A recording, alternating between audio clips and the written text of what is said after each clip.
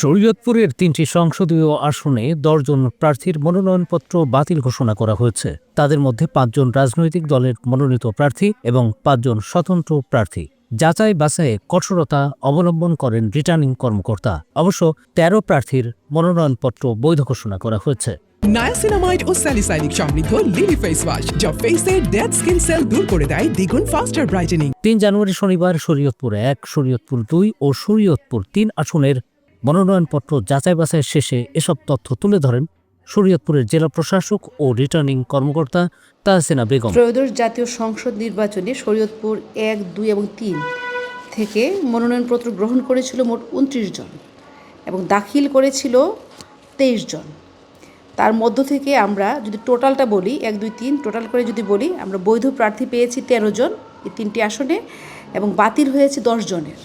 তো বাতিল হওয়ার পেছনে মেইন যে কারণটা ছিল, যারা স্বতন্ত্র প্রার্থী, আপনারা জানেন যে 1% ভোটার তালিকা যাচাই করতে হয় র্যান্ডম স্যাম্পলিংয়ে। সেই ক্ষেত্রে অধিকাংশরই আমরা সেটা সঠিক পাইনি, সরেজমিন তদন্তে সঠিক পাওয়া যায়নি, অনেক মৃত ভোটারও পাওয়া গিয়েছে। এটা ছিল একটা কারণ। আরেকটা কারণ ছিল যেটা হলো যে প্রার্থীর স্বতন্ত্র নির্বাচনী ব্যয় নির্বাহের জন্য স্বতন্ত্র যে কোনো তফসিলি ব্যাংকে স্বতন্ত্র একটি ব্যাংক অ্যাকাউন্ট খুলতে হবে। তো সেক্ষেত্রেও আমরা পেয়েছি অনেকের যে ২০১৫ সালে করা, ২০২১ সালে করা, এবং এই ব্যাংক অ্যাকাউন্টগুলো স্বতন্ত্রভাবে শুধুমাত্র ইলেকশনের জন্য করা হয়েছে সেরকম আমরা পাইনি। এই দুটো কারণই মেইন এটার জন্য। আর কাগজপত্রাদি তথ্যের গরমিল থাকার কারণেও কিছু বাতিল হয়েছে। কেমন ছিল শরীয়তপুরের মনোনয়নপত্র যাচাই বাছাইয়ের কার্যক্রম? রিটার্নিং কর্মকর্তা ও প্রার্থীদের কিছু বক্তব্যে তার প্রতিফলন দেখা গেল। নির্বাচন কমিশন আনোয়ার ইসলাম সরকার আমার ঢাকা ইউনিভার্সিটি ক্লাসমেট, জিজ্ঞেস করছি যে অনলাইন অ্যাকাউন্ট যেহেতু, আর যদি কোনো অনেক ব্যালেন্স না থাকলেই ওই অ্যাকাউন্টটা কার্যকরী করা যাবে। তা আপনার কাছে সদয় নিবেদন আমার ইয়েটা একটু গ্রহণ করে নেন। অনলাইন অ্যাকাউন্ট যেহেতু আর কোনো ব্যালেন্স নেই, আমার কাছে ব্যালেন্স সার্টিফিকেট ওখানে আমি জমা দিয়েছি।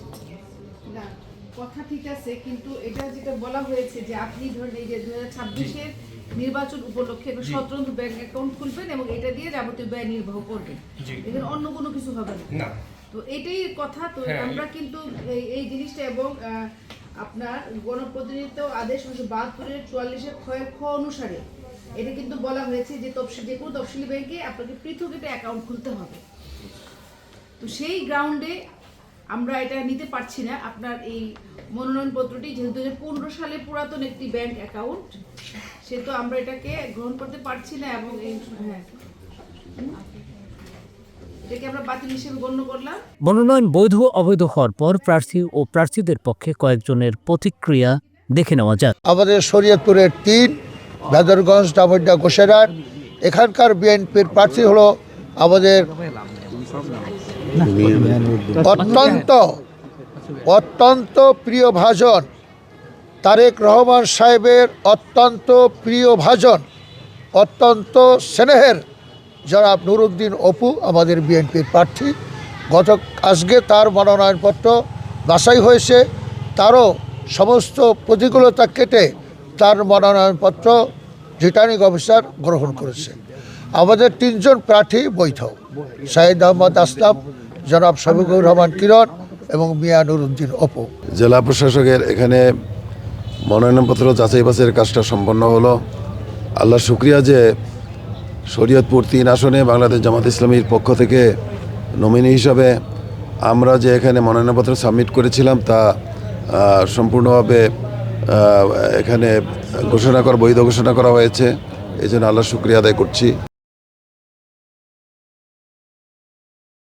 নায়াসিনামাইড ও স্যালিসাইলিক সমৃদ্ধ লিলি ফেস ওয়াশ যা ফেসের ডেড স্কিন সেল দূর করে দেয় দ্বিগুণ ফাস্টার ব্রাইটেনিং।